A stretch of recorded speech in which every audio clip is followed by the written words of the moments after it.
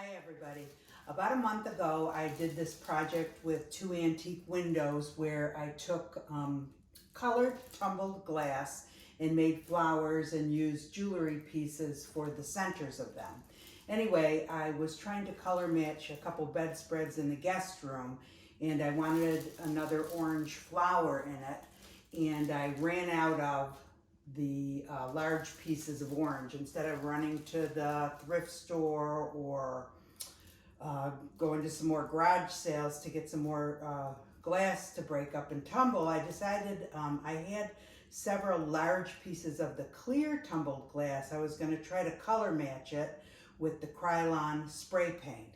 So I have a lot of the smaller pieces of the orange, but no large pieces. So anyway, this is what I did.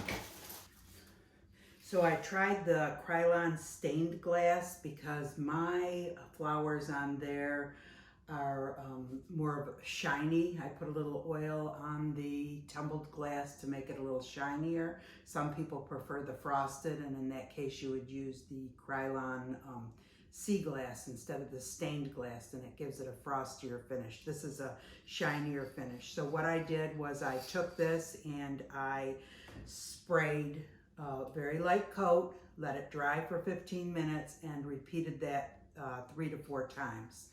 And of course, the more coats you put on, the darker it'll get. So you can pretty much do it as you want.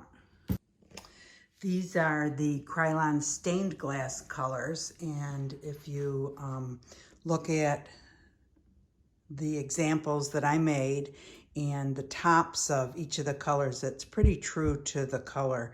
The cobalt blue one, I think I could have got a little darker if I had sprayed it some more, but they're shiny and they're translucent, and they look really nice if you're going to hang something in a window or you want it translucent, but they turned out real pretty. And also these are the sea glass colors that again are pretty true to the tops, the color that it has on the top. And these are also translucent but have more of a frostier matte finish than the stained glass ones. If you have any questions, please let me know. Hope you enjoyed this video.